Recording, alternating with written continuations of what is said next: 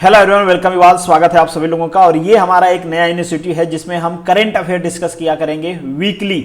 Daily current affair का problem ये है कि जबरदस्ती के क्वेश्चंस उसमें डालने पड़ते हैं और आपके पास बहुत ज़्यादा भंडार हो जाता है क्वेश्चन का। आपको समझ में नहीं आता है कि इसमें इंपॉर्टेंट क्या है, क्या पढ़ना चाहिए, क्या नहीं पढ़ना चाहिए। और फिर से वही आलस वाली बात की ढेर सारे क्वेश्चंस हो गए, पूरी एक बुक बन गई, फिर पढ़ने का इंटरेस्ट खत्म हो जाता है। तो हम लोग weekly 10 to 15 questions he discuss करेंगे जो आपके एग्जाम पॉइंट ऑफ व्यू से इंपॉर्टेंट होंगे या फिर उससे रिलेटेड जो स्टैटिक क्वेश्चन पूछे जा सकते हैं वो हम डिस्कस किया करेंगे। देखिए, मैंने कई बार कहा है कि करंट अफेयर जो होता है वो डायरेक्टली आपके एग्जाम में तो आता ही आता है, बट बहुत बार ऐसा भी होता है कि करंट अफेयर को थोड़ा मॉडरेट क्वेश्चन बनाने के लिए वो स्टैटिक जीके से ऐड कर देते हैं, तो उस टाइप के भी क्वेश्चंस आते हैं। तो इन शॉर्ट कहा जाए तो करंट अफेयर आपके एग्जाम के लिए काफी इंपॉर्टेंट होता है, जहां पे जीएस जीके पूछा जाता है। तो आप में से काफ़ी सारे लोगों की रिक्वेस्ट थी कि मैं ये स्टार्ट करूं और डेफिनेटली इस वीडियो का जो रिव्यू होगा उसके हिसाब से हम लोग डिसाइड करेंगे कि ये जो सीरीज है इसको कंटिन्यू करनी है या बीच में छोड़ना है। अगर आप मेरे चैनल पर पहली बार आए हैं तो सब्सक्राइब कर लीजिए। बाकी ये टेलीग्राम चैनल है, ज्वाइन कर लीजिए, इसकी पीडीएफ आपको यहाँ पे मिल जाएगी। बाकी ये सारे प्लेटफॉर्म्स भी हैं जहाँ पे आप मुझसे जुड़ सकते हैं। चलिए वीडियो को शुरू करते हैं। Educating today for better tomorrow. जो आपका फर्स्ट क्वेश्चन है बहुत ज्यादा इंपॉर्टेंट क्वेश्चन है, करंट अफेयर से रिलेटेड तो है ही। इससे रिलेटेड आपके जियोग्राफी के स्टैटिक क्वेश्चंस भी पूछे जा सकते हैं। As per the new study which rain forest is emitting more carbon dioxide CO2 than it absorb. तो कौन सा रेन फॉरेस्ट है? वो है अमेजोन रेन फॉरेस्ट। रिसेंटली हुआ क्या है, बहुत बार आप लोगों ने न्यूज सुना होगा कि जो रेन फॉरेस्ट है दुनिया का सबसे बड़ा ट्रॉपिकल रेन फॉरेस्ट है। ध्यान रखना किस कैटेगरी में आता है, ट्रॉपिकल रेन फॉरेस्ट में आता है। बहुत ज़्यादा बारिश होती है यहाँ पे, मिनिमम 100 इंच की तो यहाँ पे रेनफॉल होता ही होता है। कहाँ पे है? North western region of Brazil से लेके कोलंबिया तक फैला हुआ है। दुनिया का सबसे बड़ा ट्रॉपिकल रेन फॉरेस्ट है ये। जनरली इस रेन फॉरेस्ट को क्या कहा जाता था कि ये CO2 का सिंक है। क्या है? CO2 को ये एब्जॉर्ब करता है। बट जो रिसेंट स्टडी है ये कह रही है कि अब ये CO2 का एमिटर बन गया है, सिंक नहीं बल्कि सोर्स बन गया है। तो ऐसा क्या हो गया कि अचानक से ये सिंक से सोर्स बन गया है? तो बहुत बार आप लोगों ने न्यूज़ सुना होगा कि यहाँ पे आग लगी हुई है, जो अमेजोन के जंगल है वहां पे आग लगी हुई है, तो इसके वजह से ये CO2 ज्यादा इमिट कर रहा है। 2-3 रीजन और भी हैं जो स्टैटिक हैं। कहा जाता है कि सोया की प्रोडक्शन, बी प्रोडक्शन के लिए यहाँ पे डिफॉरेस्टेशन भी बहुत ज्यादा हो रहा है, मतलब जंगल को हम कट कर रहे हैं, जिसके वजह से ये प्रॉब्लम हो रही है और इसके वजह से क्लाइमेट क्राइसिस आ सकता है, ऐसा दुनिया को वार्न किया गया। और रिसेंटली आप लोगों ने देखा है बहुत जगह पे जो क्लाइमेट क्राइसिस का है सीन वो आ गया। जैसे रिसेंटली चाइना में आया था, सदियों का सबसे बड़ा फ्लड आया था चाइना में। अचानक 1 घंटे में 20 सेंटीमीटर की बारिश हो गई, 20 सेंटीमीटर रेनफॉल। आप सोचो 1 घंटे में 20 सेंटीमीटर पानी अप हो जाता है।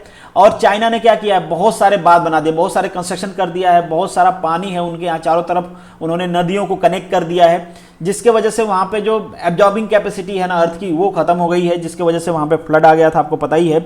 अभी महाराष्ट्र महाबलेश्वर में रिसेंटली 60 सेंटीमीटर की रेनफॉल हो गई थी इन 24 आवर, वहाँ पे भी बहुत ज़बरदस्त बारिश हुई। तो आप देख रहे हो बहुत जगह पे फ्लड का प्रॉब्लम आ रहा है, बहुत सारे जो क्लाइमेट क्राइसिस की प्रॉब्लम्स हैं वो आ रही हैं। तो ये सारी चीज़ें हो रही हैं। क्यों हो रही हैं? क्योंकि जो मैन मेड कंस्ट्रक्शन है वो नेचर को चैलेंज कर रहा है। तो इससे रिलेटेड आपको 2-3 क्वेश्चन पूछे जा सकते हैं। एक तो ये करंट अफेयर का है, फिर ये टॉपिकल रीजन में आता है, कहाँ पे है ये, इस टाइप की चीजें आपसे पूछी जा सकती हैं। तो आप ध्यान रखना, यहाँ पे मैंने एक्सप्लेनेशन भी दे दिया है। ये रिपोर्ट पब्लिश किया था साइंटिफिक जर्नल नेचर ने, ठीक है। और ये आप देख रहे हो आग का दृश्य है, इस तरीके से आग लगा हुआ है। कई बार बुझाते हैं, फिर लग जाता है, कम हो जाता है, बढ़ता रहता है। ये बहुत बड़ा प्रॉब्लम है, बहुत टाइम से लगी हुई है ये आग, बुझ ही नहीं रही है। नेक्स्ट जो आपका क्वेश्चन है, which sport will returning to the Olympic this year after being cut out previously. कौन सा स्पोर्ट है? वो है बेसबॉल। बेसबॉल या फिर सॉफ्टबॉल कहते हैं इसको। ये है, इससे पहले इसको 6 बार ओलंपिक में खेला गया है। फर्स्ट टाइम इसको 2008 में खेला गया था। आपके मन में सवाल आएगा कि ऐसा क्या है इस गेम में कि इसको ऐड किया जाता है फिर हटा लिया जाता है। तो ये जो ओलंपिक कमेटी है वो कहती है कि इसके प्लेयर अच्छे नहीं हैं, मतलब गेम बढ़िया नहीं होता है, जिसकी वजह से हम क्या करते हैं, इसको बाहर कर देते हैं। रिसेंटली इसको टोक्यो ओलंपिक जो था वहां पे ऐड किया गया था। क्यों ऐड किया गया? क्योंकि इसकी जो होस्ट कंट्री है जापान, उन्होंने रिक्वेस्ट किया था। तो ये मीटिंग हुई थी 2016 में।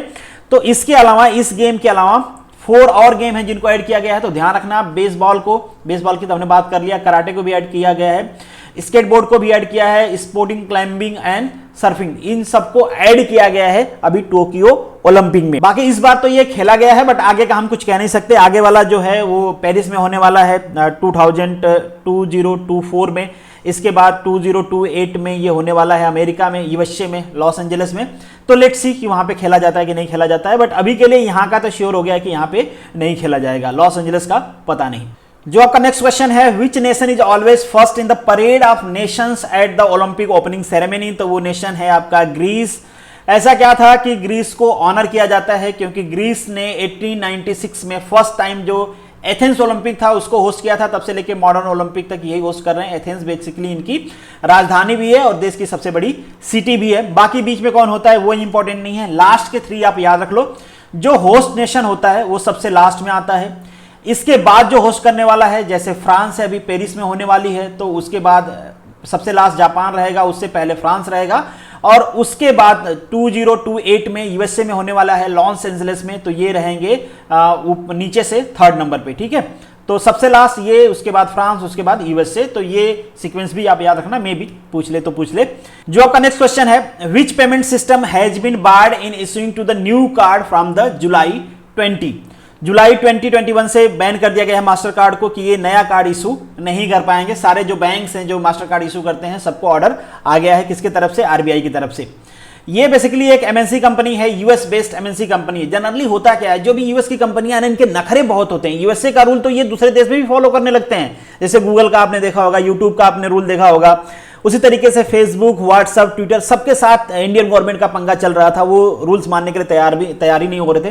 तो यहां पे भी आरबीआई ने कहा है कि जो डाटा स्टोरेज पॉलिसी है 2018 की, उससे कंप्लाई नहीं कर पा रहा था मास्टर कार्ड, तो इसको बैन कर दिया गया है। ये नखरा भी होता है इनका, जैसे मैंने आपको कहा, तो याद रखना। नेक्स्ट जो क्वेश्चन है आपका, India first national dolphin research centre will build in which Indian city, कहां पे बिल्ड किया जा रहा है, ये बिल्ड किया जा रहा है आपके पटना में। आप सोच रहे होगे कि डॉल्फिन से हमारा क्या लेना देना, ये क्यों इंपॉर्टेंट है भाई। डॉल्फिन आपका नेशनल एक्वेटिक एनिमल है। 2019 में हमने कहा था कि जो डॉल्फिन होगा, रिवर डॉल्फिन जो है, बेसिकली जो सी डॉल्फिन होती है, ओशन डॉल्फिन होती हैं, इनका स्मॉलर वर्जन होती हैं ये, तो इसको हमने नेशनल एक्वेटिक एनिमल बना दिया, तो इसलिए इंपॉर्टेंट है ये। हमारा जो वाइल्ड लाइफ प्रोटेक्शन एक्ट 1972 है, उसमें कहा गया है कि जो डॉल्फिन है ना, ये सबसे लुप्त प्रजाति है, तो जो लुप्त हो रहा है उस पर तो रिसर्च होना ही चाहिए, उनको तो प्रोटेक्ट करना ही चाहिए। कहां पे बनाया जा रहा है, ये बनाया जा रहा है बिहार में गंगा रिवर के तट पे, तो याद रखना, रिवर का नाम भी याद रखना, गंगा रिवर पे बनाया जा रहा है ये। नेक्स्ट जो क्वेश्चन है, which nation has become the second country to adopt the Bhim UPI, वो कौन सा नेशन है। पहला कौन सा है, पहला है सिंगापुर, दूसरा बना है भूटान, रिसेंटली इसको भूटान ने भी एक्सेप्ट कर लिया है, और इंडियन गवर्नमेंट का टारगेट है कि हम इसको एक एमएनसी बना पाए। जैसे अभी के लिए जो पेमेंट सिस्टम है वो है यूएसए का, मैक्सिमम जगह आप जो कार्ड देखोगे ना, ये सारी यूएसए की कंपनियां हैं। और एक बार क्राइसिस आ गया था, यूएसए ने कह दिया अपने सारी कंपनियों को कि रशिया से विड्रॉल कर लो, और अचानक से रातों रात रशिया में एक क्राइसिस आ गया कि लोगों के पास कार्ड तो है बट वो एटीएम से पैसा विड्रॉल नहीं कर पा रहे हैं, क्योंकि यूएसए ने लगा दिया रशिया पे सैंक्शन। उस समय दुनिया की आंख खुली कि यूएसए रातों रात क्या कर सकता है, मतलब अफरा तफरी मच सकती है किसी कंट्री में कि लोगों के पास कार्ड है बट वो पैसा ही नहीं निकाल पा रहे हैं। और आपको पता ही है कि जो बैंक की ब्रांच होती है, हमेशा आदमी वहीं तो नहीं रहता है जहां पे ब्रांच है, तो पैसा कैसे निकालेगा। तो सारे देश अराउंड सारे देश काम कर रहे हैं कि भाई इसको डाइवर्सिफाई करा जाए। उसी सेंस में इंडिया ने भी रुपे कार्ड लॉन्च किया, इंडिया ने बहुत सारे पेमेंट सिस्टम भी लॉन्च किया है, अभी यूरोपी भी लॉन्च किया है, तो ये सारी चीजें हैं। जो नेक्स्ट क्वेश्चन है आपका, who own badminton men's single title 2021, तो ये हैं दुनिया के नंबर 1 खिलाड़ी नोवाक जोकोविक, तो इन्होंने ही जीता है। और आपने जनरली इन तीनों का नाम सुना होगा, Roger Federer, Rafael Nadal, but एक चीज ध्यान रखना कि इन्होंने बैडमिंटन मेंस सिंगल का खिताब तो जीत लिया है, बट अभी जो ओलंपिक चल रहा है टोक्यो ओलंपिक, अगर वहां पे बात करें कि मेंस सिंगल का जो गोल्ड मेडल है वो किसने जीता है, तो वो ये भाई साहब नहीं है। क्वार्टर फाइनल में ये बाहर हो गए थे और गोल्ड मेडल लगा है अलेक्जेंडर जेवेरोव के हाथ, ठीक है। तो ध्यान रखना, बहुत इंपॉर्टेंट क्वेश्चन है, दोनों में से कोई ना कोई आपसे पूछा जा सकता है। नेक्स्ट जो क्वेश्चन है, who is the set to become the second Indian born woman to fly the space after the Kalpana Chawla, वो कौन है, सिरसा बंडाला जी हैं। आपको कहीं कहीं पे लिखा मिलेगा कि ये सेकेंड नहीं है, थर्ड है, क्योंकि आपको पता है कल्पना चावला थी। कल्पना चावला कहां पैदा हुई थी? हरियाणा करनाल में पैदा हुई थी। इनके अलावा सुनीता विलियम्स का भी नाम सुना होगा भाई, वो भी तो इंडियन ओरिजिन की हैं, बट वो इंडिया में पैदा नहीं हुई थी, यूएसए में पैदा हुई थी। तो उनके पास सिटीजनशिप, इनिशियल सिटीजनशिप कहां की थी? यूएसए की थी, तो इसलिए यहां पे सेकंड होगा। कहीं कहीं पे थर्ड लिखा होगा। और बेसिकली ये जो है सिरसा जी हैं, ये पैदा हुई थी आपके गुंटूर आंध्र प्रदेश में। तो ये भी इंपॉर्टेंट क्वेश्चन है, ध्यान रखना आप। जो नेक्स्ट क्वेश्चन है आपका, the Indian men's hockey team on bronze medal in Olympic 2020। Olympic 2020 कहां चल रहा है? टोक्यो, जापान में चल रहा है। यहां पे हमने जर्मनी को हरा के ये ब्रॉन्ज मेडल जीता है। अब ये तो हो गया करंट अफेयर का क्वेश्चन। आपसे स्टैटिक जीके का भी क्वेश्चन पूछ सकता है कि इंडिया फर्स्ट टाइम मेडल जीता था, कब जीता था? वो जीता था 1980 के ओलंपिक में। और ये कौन सा मेडल था? मतलब ये था गोल्ड मेडल। तो दोनों में से कोई भी क्वेश्चन पूछ सकता है कि इंडिया ने कौन सा मेडल जीता था 1980 में, या फिर कब जीता था फर्स्ट टाइम, या फिर अभी के लिए कौन सा मेडल जीता है, किसको हराया है। ये सारे क्वेश्चंस आपसे पूछे जा सकते हैं, सारे इंपॉर्टेंट है, ध्यान रखना आप। और यहां पे आप देख पाओगे कि जो मेडल जीता है गोल्ड मेडल वो है बेल्जियम, सिल्वर मेडल है ऑस्ट्रेलिया और ब्रॉन्ज मेडल है इंडिया के पास। नेक्स्ट जो क्वेश्चन है आपका, Rajiv Gandhi Khel Ratna award has now been named as, किसके नाम पे रखा गया है भाई? ये रखा गया है मेजर ध्यानचंद जी के नाम पे। बहुत इंपॉर्टेंट क्वेश्चन है, हो सकता है रिसेंट न्यूज आपने पढ़ा होगा, आपको लग रहा होगा कि ये तो बहुत आसान है, याद रहेगा। ये तो हो गया आपका करंट अफेयर का क्वेश्चन, लिख लेना है आपको, मे भी एग्जाम में पूछा जाएगा, बहुत ज्यादा चांसेस पूछे जाने की। अब यहां से आपसे स्टैटिक क्वेश्चंस भी पूछा जा सकता है। ये भी पूछा जा सकता है कि रिसेंटली जिसके नाम से अब खेल रत्न अवार्ड दिया जाएगा, मतलब मेजर ध्यानचंद जी, ये बेसिकली किस खेल से रिलेटेड हैं? तो आपको ध्यान रखना है ये हॉकी खेलते थे। तो ये भी इंपॉर्टेंट है, दोनों टाइप के क्वेश्चन आपसे पूछे जा सकते हैं। नेक्स्ट क्वेश्चन है आपका, consider the following statement with respect to Akash NG, new generation Akash.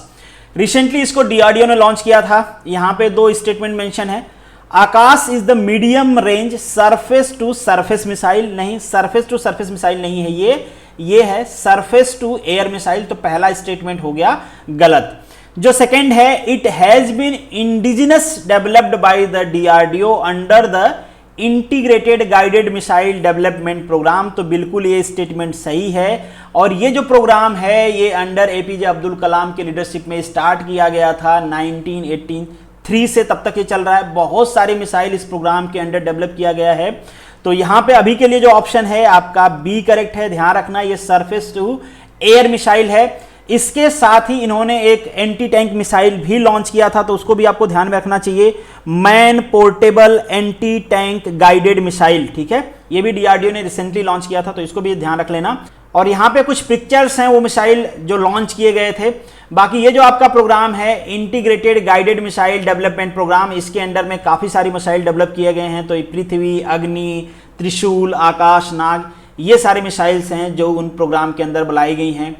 Chairman कौन थे, किसके अंडर में स्टार्ट किया गया था उसको? एपीजे अब्दुल कलाम साहब के। तो ये सारी चीजें ध्यान रखना, मे भी किसी भी टाइप का क्वेश्चन पूछा जा सकता है क्योंकि ये न्यूज में है।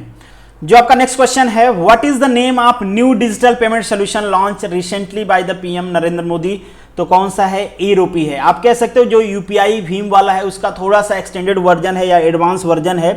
यहाँ पे गवर्नमेंट ने इसको इसलिए लॉन्च किया है कि बहुत ज़्यादा जो गवर्नमेंट पॉलिसी है उसमें करप्शन होता था, तो गवर्नमेंट ने उसका काउंटर पार्ट ढूंढा है।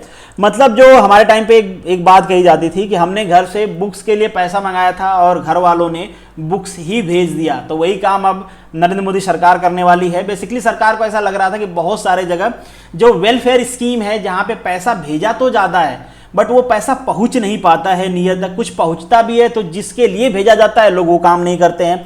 सपोज करिए गवर्नमेंट ने कहा कि अब हर बच्चे को टैबलेट दिया जाएगा क्योंकि ऑनलाइन एजुकेशन है, तो हर गरीब बच्चे को टैबलेट दिया जाएगा। अब गरीब बच्चे के टैबलेट के लिए अगर गवर्नमेंट ने पैसा डाल दिया, पता चला कि उसका बाप दारू पी गया, उस पैसे का बच्चे को टैबलेट मिला ही नहीं, तो अब गवर्नमेंट क्या करेगी? पैसे के बजाय इलेक्ट्रॉनिक बाउचर दे देगी आपको, कहेगी कि ये इलेक्ट्रॉनिक बाउचर है टैबलेट के लिए। अब इस बाउचर से आप और कुछ खरीद भी नहीं सकते हो। अभी बाप चाहेगा कि मैं दारू खरीद लूं, चलो कपड़ा खरीद लूं, जूते खरीद लूं, कुछ नहीं खरीद सकते। इससे केवल आप वो इलेक्ट्रॉनिक, जो भी इलेक्ट्रॉनिक सामान मेंशन किया गया है, जैसे यहाँ पे टैबलेट मेंशन किया गया है, तो आप केवल और केवल टैबलेट ही खरीद सकते हो। तो बेसिकली सरकार ने इसको इसलिए इंप्लीमेंट करने के लिए सोचा कि थोड़ा सा करप्शन को वो टेक डाउन कर पाए। नेक्स्ट जो क्वेश्चन है, which state chief minister has announce the education empowerment fund? तो वो है केरला।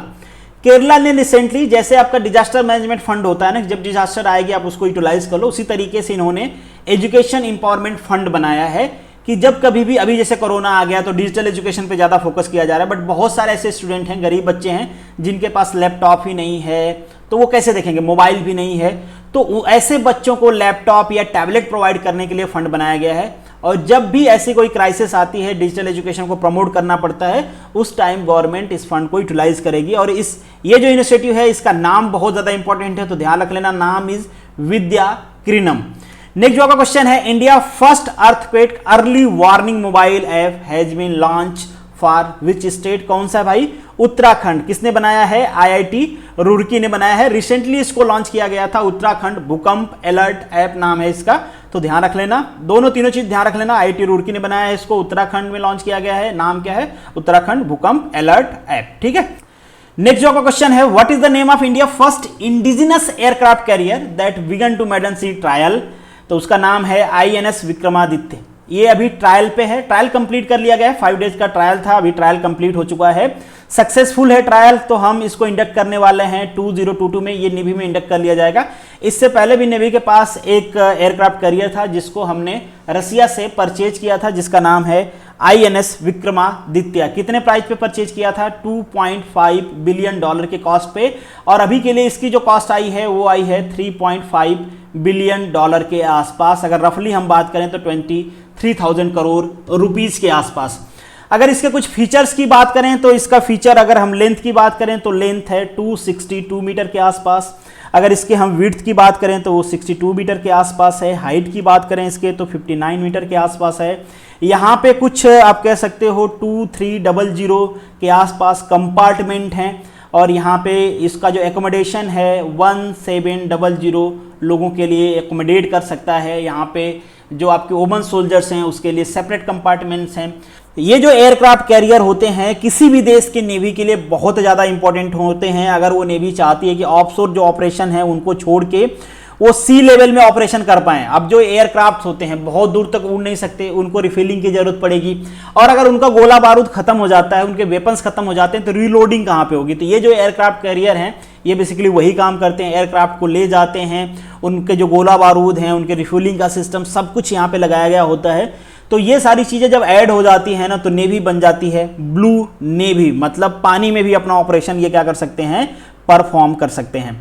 बहुत कम ऐसे देश हैं पूरी दुनिया में, कुछ 6 to 7 देश हैं जिनके पास अपना खुद का डेवलप किया गया एयरक्राफ्ट कैरियर है। बाकी यहाँ पे आप एयरक्राफ्ट कैरियर जिसकी हम बात कर रहे हैं उसकी तस्वीर आपको नजर आएगी। इंडियन नेवी ने एक बहुत ही अच्छा वीडियो भी पोस्ट किया था, वो वीडियो मैंने यहाँ पे ऐड नहीं किया है, उनके ट्विटर अकाउंट पे जाके आप देख सकते हो। और यहाँ पे एक और इंपॉर्टेंट क्वेश्चन आपसे पूछा जाता है कि इसको डिजाइन किसने किया है, तो इसको डिजाइन किया है Indian navy doctorate of Naval design ने, और इसको बनाया किसने है, कोचिन शिपयार्ड लिमिटेड ने। तो ये दोनों क्वेश्चंस भी इंपॉर्टेंट हैं, स्टैटिक्स हैं, इन दोनों को भी ध्यान में आप रखना। बाकी जो आपका नेक्स्ट क्वेश्चन है, state run generation utility NTPC renewable energy arms will set up India single largest solar photovoltaic project at Rann Kutch, Gujarat में बनाया जा रहा है। इसकी जो कैपेसिटी होगी दैट इज 4750 मेगावाट की। अभी के लिए जिसकी हाईएस्ट कैपेसिटी है वो सोलर फर्म है राजस्थान के भडला डिस्ट्रिक्ट में, जिसकी कैपेसिटी है 2250 मेगावाट, 2250 मेगावाट। और ये प्रोजेक्ट है आपका अडानी ग्रुप का। और जो तीसरा सबसे बड़ा कह सकते हो आप है शक्ति शताला कर्नाटका में है, उसकी 2050 मेगावाट की कैपेसिटी है। खैर वो सारी चीज़ें इंपॉर्टेंट नहीं है। अभी के लिए आप ध्यान रखना कि जो सबसे बड़ा लार्जेस्ट सोलर पावर फॉर्म बनाया जा रहा है वो बनाया जा रहा है गुजरात में, और उसकी कैपेसिटी क्या है और कंपनी कौन सी बना रही है, तो NTPC बना रही है। और ये वाला तो जो है मैंने पहले बता दिया अडानी ग्रुप का है, और जो थर्ड वाला मैंने आपको बताया था शक्ति शताला कर्नाटका, उसका भी ओनर जो है वो NTPC ही है। तो this is the end of this video, thank you so much for watching this. चलिए मिलेंगे नेक्स्ट वीडियो में, तब तक के लिए all the best, good luck.